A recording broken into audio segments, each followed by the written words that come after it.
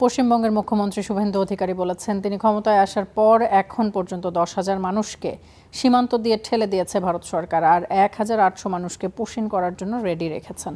এসব বিষয় নিয়ে কথা বলতে যুক্ত হচ্ছে সহকর্মী সুজিত দুয়ারীর সঙ্গে। সুজিত, শুভ সকাল আপনাকে। মুখ্যমন্ত্রী যে তথ্য দিয়েছেন, হোল্ডিং সেন্টারে এখন পর্যন্ত ঠিক কত সংখ্যক মানুষকে আটকে রাখা হয়েছে এবং কোনো হোল্ডিং সেন্টারে যাওয়ার আপনার সুযোগ হয়েছিল কিনা, যদি যেয়ে থাকেন সেখানে কি দেখতে পেয়েছেন? দেখুন তামান্না, আপনাকে জানিয়ে রাখি যে হোল্ডিং সেন্টারগুলো যেগুলো রয়েছে এই মুহূর্তে সচল রয়েছে পশ্চিমবঙ্গে 12টি হোল্ডিং সেন্টার, যেটা রয়েছে একেবারে সীমান্তবর্তী এলাকাতে। গতকাল আমি কাল 3টে জায়গায় গিয়েছিলাম হোল্ডিং সেন্টার। সব থেকে গুরুত্বপূর্ণ তার মধ্যে হচ্ছে হাকিমপুর সীমান্ত, যে সীমান্ত থেকে আমরা দেখেছিলাম অনুপ্রবেশকারীরা যারা ভারতে এসেছিল, তারা যাওয়ার জন্য চেষ্টা করছে সেই হাকিমপুর সীমান্ত। সেই সীমান্তে যে হোল্ডিং সেন্টার করা হচ্ছে তেঁতুলিয়া পথের সাথী নামের, সেখানে 163 জন এই মুহূর্তে রয়েছে। চারঘাট ফ্ল্যাট সেন্টার যেটা রয়েছে সেখানে 20 জন রয়েছে, এবং মেদিয়ার যেটা রয়েছে হোল্ডিং সেন্টার সেখানে একজনও নেই। অর্থাৎ এই হোল্ডিং সেন্টার গুলোতে সব জায়গায় যে মানুষ রয়েছে এমনটা কিন্তু নয়। কোথাও 10 জন, কোথাও 15 জন, কোথাও 100 জন এইরকম ভাবে রয়েছে। তবে সংখ্যাটা অনেকটাই কম। তবে শুভেন্দু অধিকারী মুখ্যমন্ত্রী তিনি সম্প্রতি দাবি করেছেন যে তিনি 10,000 মানুষকে ঠেলে দিয়েছেন, এবং 1800 মানুষ তারা ওয়েটিং এ রয়েছে, তাদেরকেও ঠেলে দেওয়া হবে।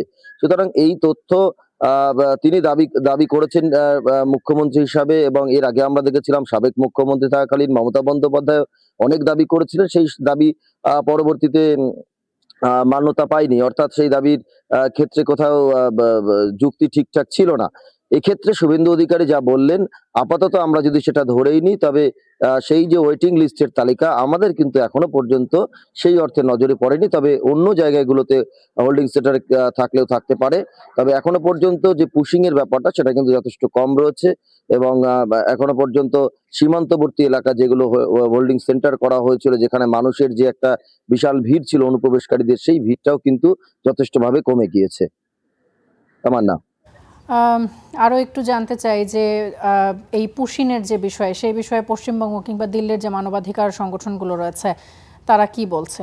দেখুন তামান্না, আপনাকে জানিয়ে রাখি যে এই যে দিল্লির এবং পশ্চিমবঙ্গের মানবাধিকার সংগঠন, পশ্চিমবঙ্গের বিশেষ করে যে সংগঠনগুলি রয়েছে, এপিডিআর রয়েছে এবং অন্যান্য সংগঠন, তারা বলছেন যে যে পদ্ধতিতে পুশিং করা হচ্ছে, অর্থাৎ ভারত থেকে যেভাবে ঠেলে দেওয়া হচ্ছে, সেটা একেবারে মানবাধিকার লঙ্ঘন করা হচ্ছে। অর্থাৎ যে তথ্য যাচাই করা হচ্ছে, বাংলাদেশের তরফে বলা হচ্ছে প্রত্যেকে ভারতীয় নয় বা বাংলাদেশি নয়, তাদের বাংলাদেশি পরিচয়পত্র পাওয়া যাচ্ছে না।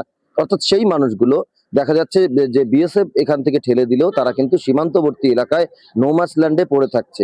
তো তাদের খাদ্য, তাদের থাকার জায়গা, বা বৃষ্টিতে, রোদ বৃষ্টি, এখন জানেন আপনি যে এই সময় বৃষ্টি পড়ছে, ওয়েদার খারাপ, সেই সময় দাঁড়িয়ে তারা কিভাবে থাকছে বাচ্চা নিয়ে বা তাদের পরিবার নিয়ে একেবারে সীমান্তবর্তী নোম্যান্স ল্যান্ড এলাকায়। অর্থাৎ এই যে ঠেলে দেওয়ার প্রক্রিয়া, কাউকে ঠেলে দিলাম বা কেউ অ্যাকসেপ্ট করলো না, সেই জায়গায় এই মানুষগুলোর কি হবে, এই সংক্রান্ত যে মানবাধিকার লঙ্ঘন হচ্ছে, এটা যেমন তারা তুলে ধরেছেন, তেমনি নির্দিষ্ট একটি উপায়ে পুশিং সম্ভব সেটাও বলেছেন এই মানবাধিকার সংগঠনের তরফে।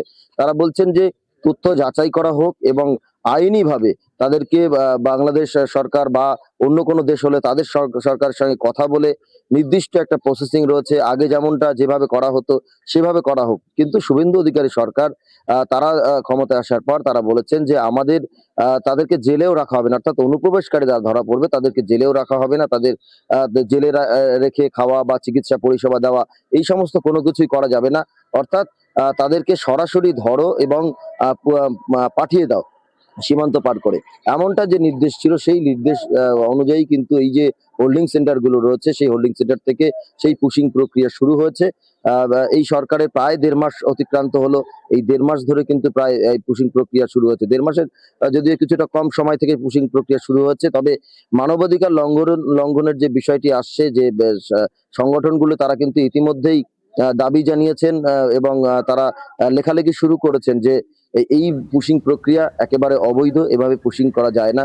পুশিং প্রক্রিয়ার যে নির্দিষ্ট প্রসিডিওর আছে সেটা মেনটেন করে তবেই কিন্তু যাতে পুশিং করা হয়। তামান্না, সুজিত দুয়ারী, অসংখ্য ধন্যবাদ আপনাকে আমাদের সঙ্গে যুক্ত হবার জন্য। দর্শক, ভারত থেকে যুক্ত হয়েছিলাম সুজিত দুয়ারীর সঙ্গে। তিনি পুশিন সংক্রান্ত খবরাখবর এবং পশ্চিমবঙ্গের রাজনীতি সম্পর্কে আমাদেরকে জানাচ্ছিলেন।